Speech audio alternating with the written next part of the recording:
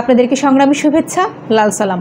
সাম্প্রতিক সময়ে দেশীয় এবং আন্তর্জাতিকভাবে বাংলাদেশ সরকারের প্রশংসা করে লেখা শত শত নিবন্ধ প্রকাশ করা হয়েছে, কিন্তু এএফপির এক তদন্তে দেখা গিয়েছে যে সেই সব প্রবন্ধের বেশিরভাগই হচ্ছে ভুয়া এবং যে ছবিগুলো ব্যবহার করা হয়েছে সেই ছবিগুলো জাল এবং তাদের পরিচয়ও বেশ সন্দেহজনক। এখানে একটু বলে রাখি, এএফপি হচ্ছে ফ্রান্সের একটি বার্তা সংস্থা যেটি অত্যন্ত প্রাচীন। তারা মূলত এই যে দেশে বিদেশে যে নিবন্ধগুলো প্রবন্ধগুলো প্রকাশিত হয় সেগুলো নিয়ে রিসার্চ করেন এবং সেগুলোর সত্যতা তারা যাচাই করেন এবং সেই অনুযায়ী তারা আবার সেগুলোকে তুলে ধরেন। কোনো প্রকার মানে রাজনৈতিক কিংবা হচ্ছে গিয়ে কোনো প্রকার অন্যান্য প্রেশারাইজ হয়ে বা কারোর পক্ষ নিয়ে তারা সেগুলো করেন না। একেবারেই অথেন্টিক নিউজ যেগুলো সেগুলোই হচ্ছে তারা তদন্তের মাধ্যমে প্রকাশ করে থাকেন। সো এই যে এএফপি বার্তা সংস্থাটি তারা বাংলাদেশের এই যে নিবন্ধগুলো প্রকাশ করা হয়েছে বিভিন্ন পত্রপত্রিকায়, সেগুলোকে তারা তদন্ত করেছে এবং তদন্ত করে যা দেখতে পেয়েছে সেটা তো বললামই যে বেশিরভাগই হচ্ছে ভুয়া এবং যারা এই মানে নিবন্ধগুলো লিখেছেন তারা যে পরিচয় সেখানে শো করেছে সেই পরিচয়গুলোও মিথ্যে। কারণ তারা বলেছে যে তারা বিশ্বের বিভিন্ন ইউনিভার্সিটির একজন লেকচারার অথবা হচ্ছে গিয়ে প্রফেসর কিংবা হচ্ছে গিয়ে গবেষণার দায়িত্বে রয়েছে, এরকম নানা কিছু পরিচয়ে তারা এই নিবন্ধগুলো লিখেছেন এবং পরবর্তীতে দেখা গিয়েছে যে আসলে যে ইউনিভার্সিটিগুলোর কথা তারা উল্লেখ করেছেন সেই ইউনিভার্সিটিতে তারা আসলে কখনোই মানে অন্তর্ভুক্ত ছিলেন না, সেই ইউনিভার্সিটির সাথে তারা কখনোই কোনোভাবেই কানেক্টেড ছিল না। বিশ্বের নামি দামি ইউনিভার্সিটির কথা সেখানে উল্লেখ করা হয়েছে, কিন্তু আশ্চর্যজনক বিষয় হচ্ছে যে সেখানে তাদের কোনো সংশ্লিষ্টতা খুঁজে পাওয়া যায়নি। বিভিন্ন মানুষের নামও এখানে জাল করা হয়েছে, অথচ সেই নিবন্ধগুলো দেখা যাচ্ছে যে তারা নিজেরা কখনোই লেখেননি।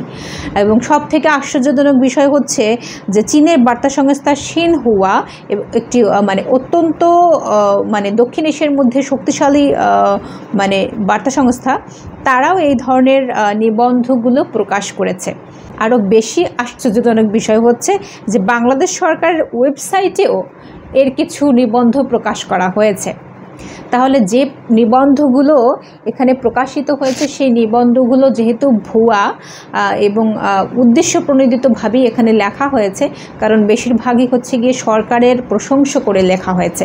তো যে সরকারের প্রশংসায় পঞ্চমুখ হয়ে যারা এইগুলো লিখেছেন, এখানে বোঝাই যাচ্ছে এই যে এএফপি যে প্রতিবেদনটি প্রকাশ করেছে সেখানে তারা বলেছেন যে বিশেষ করে যুক্তরাষ্ট্র এবং বিভিন্ন মানবাধিকার সংস্থা তারা বাংলাদেশের নির্বাচন প্রশ্নে এবং বাংলাদেশের মানবাধিকার যে লঙ্ঘিত হয়েছে সেই মানবাধিকারের প্রশ্নে বারবারই সরকারের উপরে তারা নানা ধরনের পর্যবেক্ষণ করে যাচ্ছিল। সে কারণেই বাংলাদেশ সরকারের এই যে নাগরিকদের অধিকার হরণের বিষয়গুলো, এই বিষয়গুলোকে ঢাকতেই এরকম শত শত মানে নিবন্ধ এখানে প্রকাশ করা হয়েছে, যাতে করে এটা প্রমাণ করা যায় যে বাংলাদেশ সরকার কোনোভাবেই এখানে নাগরিকদের কোনো অধিকার হরণ করছে না, এখানে মানবাধিকার কোনোভাবেই লঙ্ঘিত হচ্ছে না। শুরুতে আমি এএফপির প্রতিবেদনটি পড়ছিলাম, পরে দেখলাম যে বাংলাদেশের প্রথম আলো এবং মানবজমিন পত্রিকা সেখান থেকে ট্রান্সলেট করে প্রকাশ করেছে একটি বিশাল প্রতিবেদন। সে প্রতিবেদনে নানান ধরনের তথ্য উপাত্ত সহ একদম খুঁটিনাটি প্রকাশ করা হয়েছে। সব কিছু তো আর আসলে আমি এখানে বলতে পারবো না, বিকজ ওই ধৈর্য আমার নাই, কারণ বিশাল বড় প্রতিবেদন তারা ছাপিয়েছে। সেখানে মানে বললাম তো যে একেবারেই মানে খুঁটিনাটি মানে সমস্ত কিছু তারা প্রকাশ করেছে। তো বার্তা সংস্থাটি এএফপি সেখানে উল্লেখ করেছে যে অন্তত 60টি দেশীয় ও আন্তর্জাতিক নিউজ সাইটে প্রকাশিত 700টির বেশি নিবন্ধ যাচাই করেছে তারা। এগুলো মোট 35 জনের নামে প্রকাশিত হয়েছে, কিন্তু এই 35 জনের নাম সার্চ করে বা এই 35 জনের মানে অথরিটি যাচাই করতে গিয়ে দেখা গিয়েছে যে বেশিরভাগটাই হচ্ছে ভুয়া। এক্ষেত্রে রাজশাহী বিশ্ববিদ্যালয়ের এক প্রফেসর তিনি এএফপি নিউজকে বলেছেন যে আসলে যাদের নামে এই নিবন্ধগুলো প্রকাশিত হয়েছে তারা তো সরকারের প্রশংসা করেই লিখেছেন। আসলে সরকার এখানে মানে এটা দেখানোর চেষ্টা করেছে যে আন্তর্জাতিকভাবে তার নামে যা অভিযোগ দেওয়া হয়েছে সেই অভিযোগগুলো আসলে ভিত্তিহীন। কিন্তু এতদিন পরে এসে এই এএফপির প্রতিবেদন প্রকাশিত হওয়ার পর কিন্তু দেখা যাচ্ছে যে আসলে এতদিন যাবৎ বাংলাদেশ সরকারের বিরুদ্ধে যে অভিযোগগুলো বারংবার আসছে সেই অভিযোগ কতটা সত্য, এবং এই যে বিভিন্ন দেশীয় ও আন্তর্জাতিক গণমাধ্যমগুলোতে এই যে লেখাগুলো প্রকাশিত করা হয়েছে এই ব্যাপারে পররাষ্ট্রমন্ত্রীর সঙ্গে যোগাযোগ করায় পররাষ্ট্রমন্ত্রী বলেছেন যে এই ব্যাপারে কথা বলার মতো সময় তার হাতে নেই। সময় কিভাবে থাকবে? সময় তো থাকার কথাই না। বাংলাদেশের পররাষ্ট্র মন্ত্রণালয় কেন, বাংলাদেশের সমস্ত মন্ত্রণালয়ের এই বিষয়গুলো জানা উচিত যে যখন একটি নিবন্ধ প্রকাশিত হয়েছে সেই নিবন্ধের যদি অথরিটি না থাকে, এক্স্যাক্ট অথরিটিকে যদি খুঁজে না পাওয়া যায়, তাহলে সেই নিবন্ধগুলো কিভাবে প্রকাশিত হয়? এটি খুবই আশ্চর্যজনক এবং দুঃখজনক কথা নয়?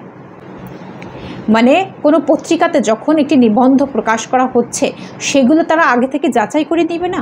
এই যে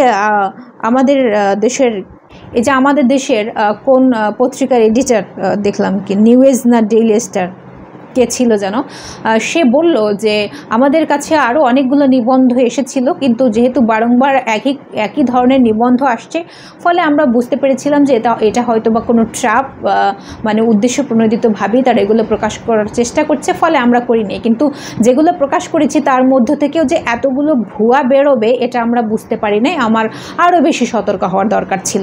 হ্যাঁ, ডেফিনেটলি আপনাদের আরও বেশি সতর্ক হওয়ার দরকার ছিল। সতর্ক না হয় কীভাবে হচ্ছে কি একটা নিবন্ধকে আপনারা এভাবে প্রকাশ করে দিতে পারেন? মানে জনগণকে এরকম ভুয়া তথ্য দেওয়া দেশীয় বা আন্তর্জাতিকভাবে এই রাইট তো মানে পত্রিকাগুলো থাকতে পারে না, এগুলো তো হওয়া উচিত না। ইভেন বিশেষ করে দেখা যাচ্ছে কি যে চীনের মানে নামি দামি পত্রিকা থেকেও এই ধরনের লেখাগুলো পাবলিশড হয়েছে। তার মানে বিশ্বব্যাপী এক ধরনের মানে চক্রান্ত এখানে চলছে। বাংলাদেশের শাসক গোষ্ঠীর এইসব কর্মকাণ্ডের কারণে বাংলাদেশের জনগণের ভাবমূর্তি ক্ষুণ্ণ হয়।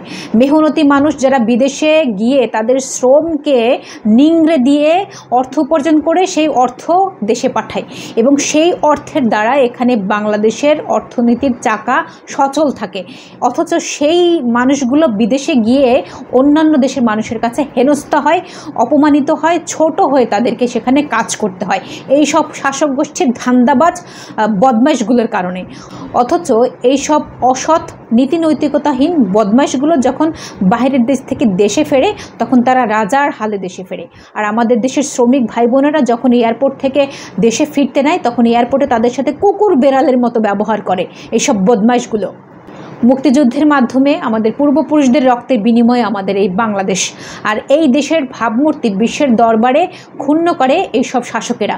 ফলে এইসব শাসকদেরকে ক্ষমতা থেকে টেনে হিস্ট্রে নামিয়ে এখানে জনগণের মেহনতি জনগণের একটি সরকার এখানে প্রতিষ্ঠা করা দরকার, যে সরকার কোনো চোর বদমাইশ এবং বাটপারদের সরকার হবে না।